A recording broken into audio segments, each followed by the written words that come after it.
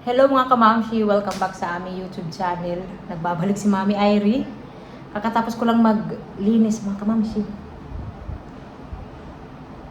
Kasi hindi pwede na hindi linisin, lalo na yung mga alikabok.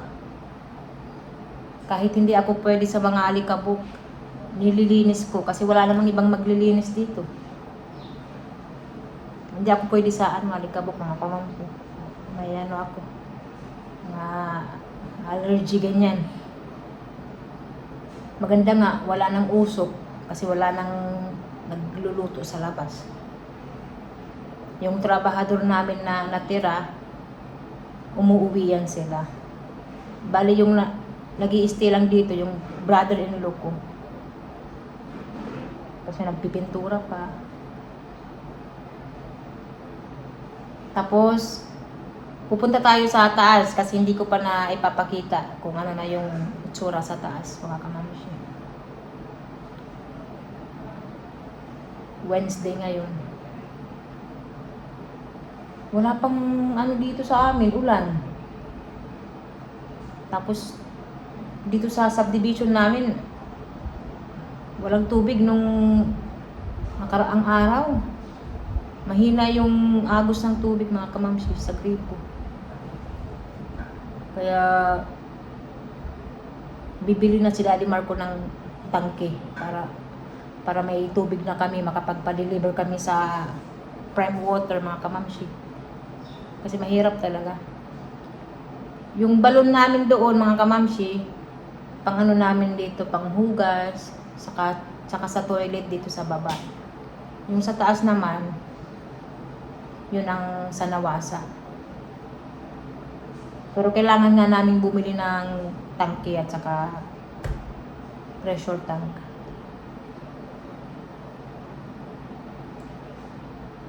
Nagpagod ako sa pag linis-linis. Mahirap din naman lang ako ulit, mag-upo-upo, maghiga-higa. Kailangan gumalaw din ako, kailangan may gawin ako. Yung ano ko pala, timbang mga kamamsi, hindi pala 50. 54. 54 talaga yung ko timbang. Sure na talaga. Although nabawasan pa rin ako ng mga 2 kilo, ganun. Akyat na tayo mga kamamsi para makita nyo nasa taas.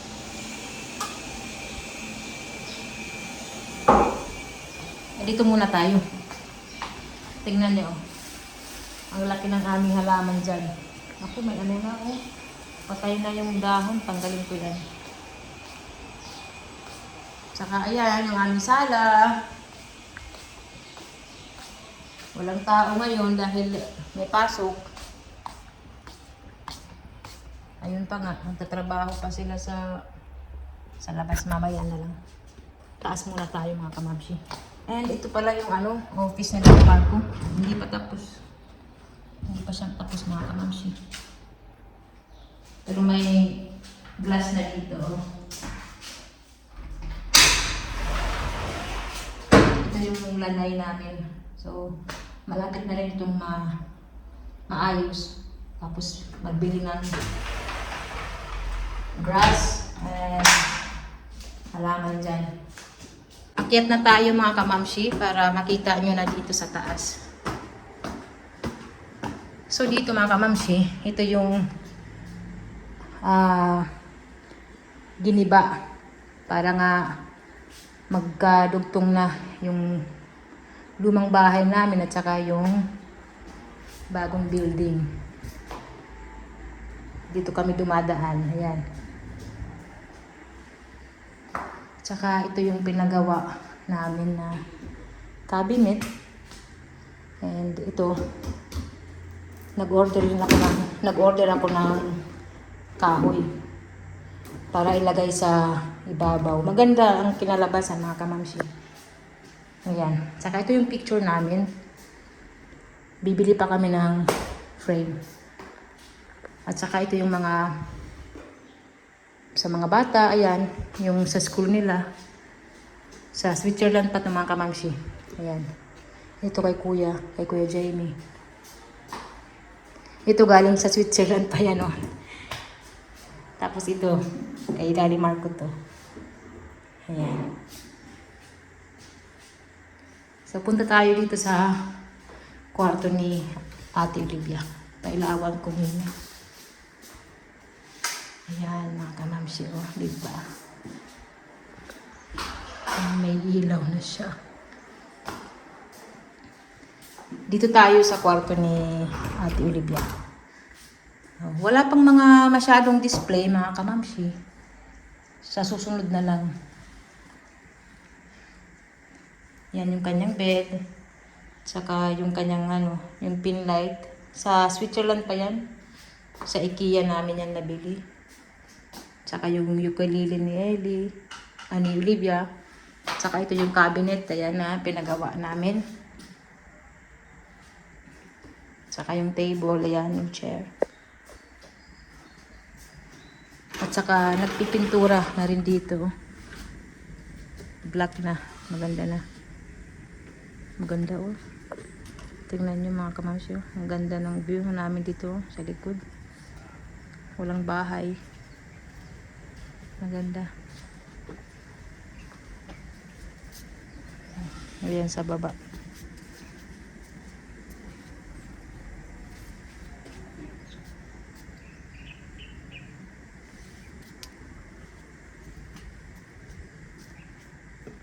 So, ito yung kwarto ni Ate Olivia.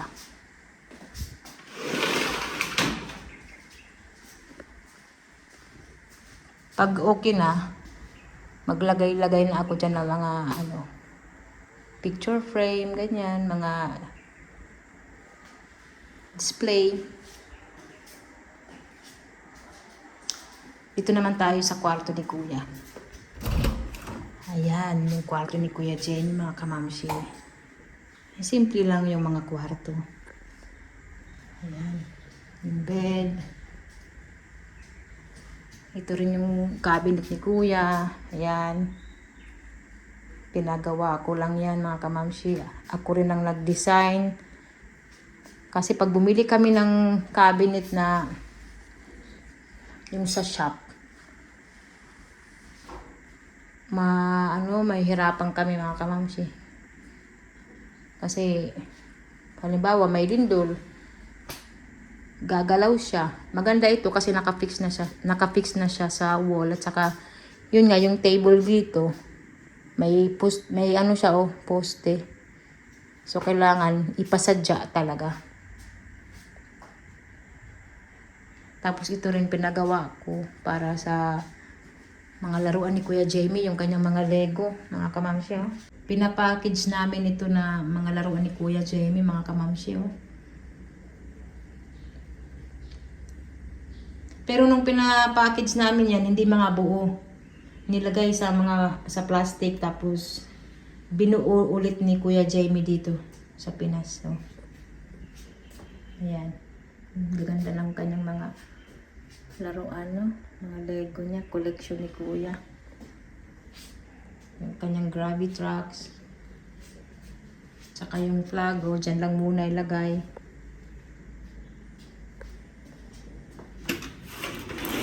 Ayan nga, yung view sa kanilang kwarto, maganda. Bibilang ko pa to ng kurtina, mga kamamsi, yung makapal, para yung init hindi pumapasok dito sa loob talaga. Yung makapal talaga na kurtina.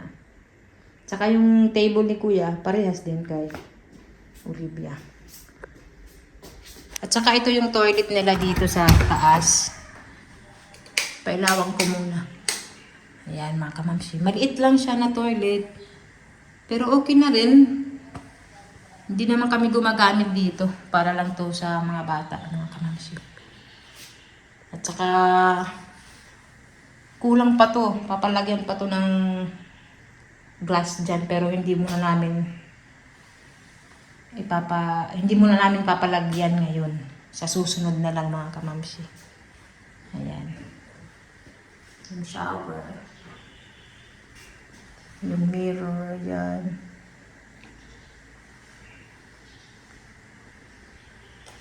Okay naman. Simple lang din na toilet. Ayan. Saka ito yung sa kwarto ni Ellie. Medyo maano lang. Makalat. Dito si mama natutulog at saka yung pamangkin ko. Kasi hindi pa naman to magagamit ni Ellie. Ayan yung cabinet din ni Ellie. Hindi pa naman magagamit ni Ellie kasi maliit pa siya. Sa amin pa siya natutulog. I-close na natin. At saka ito yung bintana dito. Yan. At saka yan yung ceiling mga kamamsyo.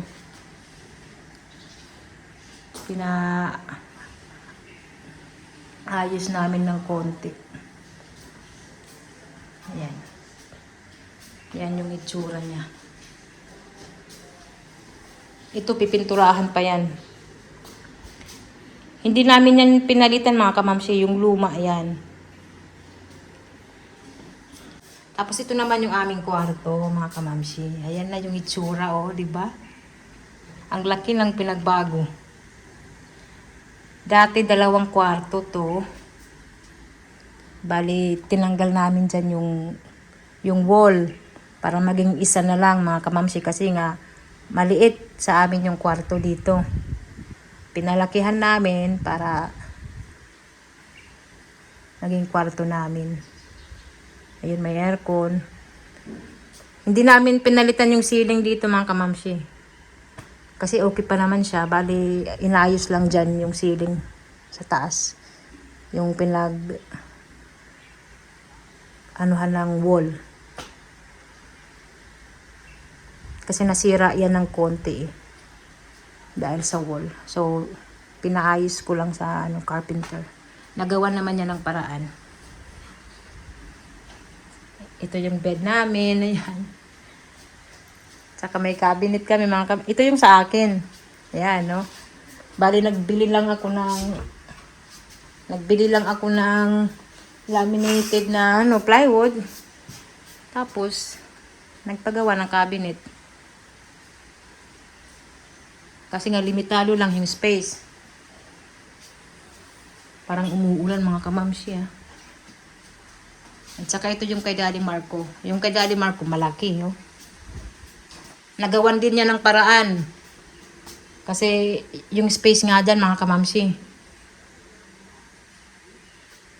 Malaki din yan na cabinet ni Daddy Marco. And may may TV kami mga kamamsi. Pero hindi naman din nagagamit kasi hindi pa ako nanonood ng TV sa ngayon. Si Daddy Marco lang nanonood. And may kami dyan, may halaman. Saka may pailaw, ayan. O, diba? Classic.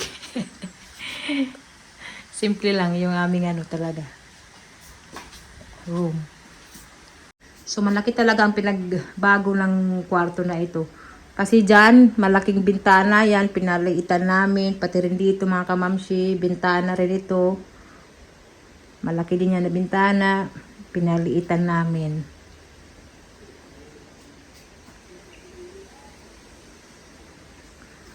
Maganda naman yung pinalabasan ng namin plano. Ayan, kwarto namin to. At saka yung toilet namin, binago rin yung toilet mga kamamsi. Taran! Ayan yung toilet. Ayan mga kamamsi. Simple lang yung toilet namin. Tingnan nyo, may mga timba. Kasi nga, minsan hindi umaabot yung tubig dito. Kaya kailangan namin bumili talaga ng tangke. Ayan. Simple lang namin toilet. Kulang pa to, may maglalagay pa ako ng halaman. Pero sa susunod na lang mga kamamsi. At saka yan, pinapalitan namin, bali screen na lang siya. Oh. Para maganda yung toilet, hindi kulob mga kamamsi, may pumapasok na hangin.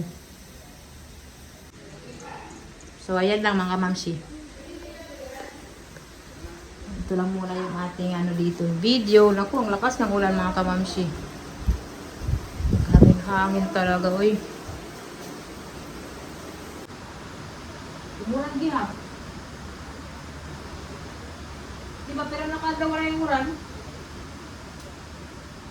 Ano dito ay go yan ha? Bahan niya naman tumuran.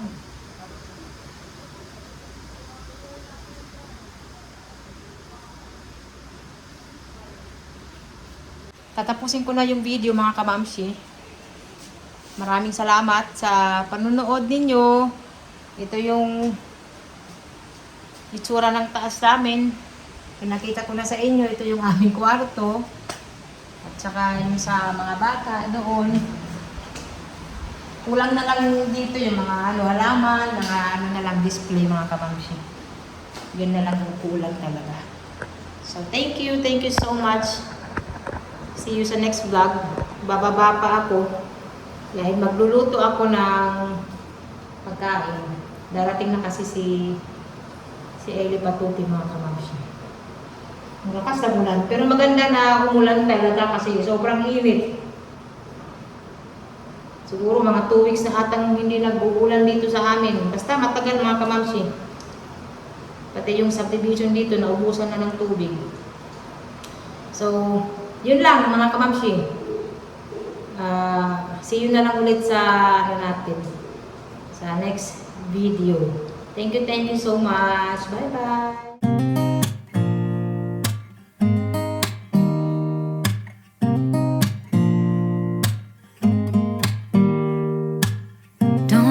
Someone to save me, no, and don't come running to blame me. From miles away I can tell that something's off. The way you look and how you pause when you talk, I think I said enough. You said your love for me something brand new. You said this is something you would never do. Here we are in let me see who you are, who you really are, yeah. Don't need you here to say you're sorry, 'cause if you're gonna leave me, then just do it. Don't take it slow, don't be gentle, no, I just gotta know. If you're gonna leave me, then just do it. Ooh.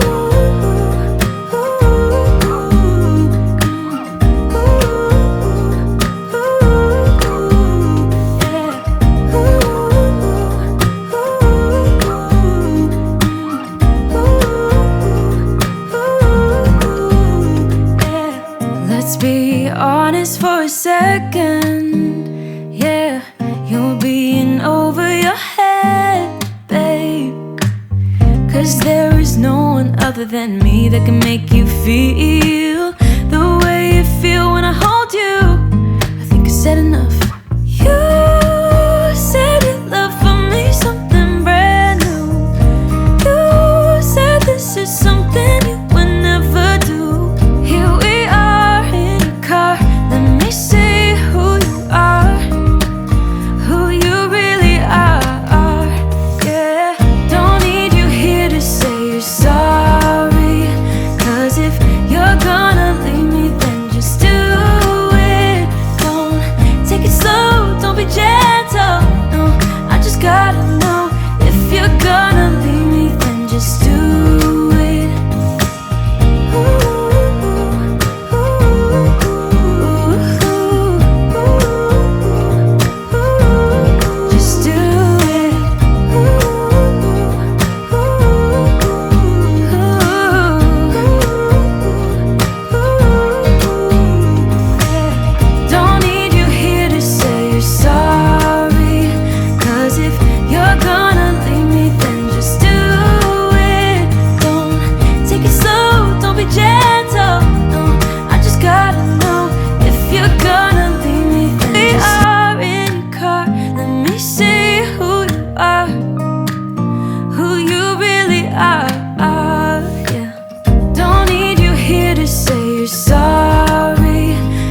If you're gone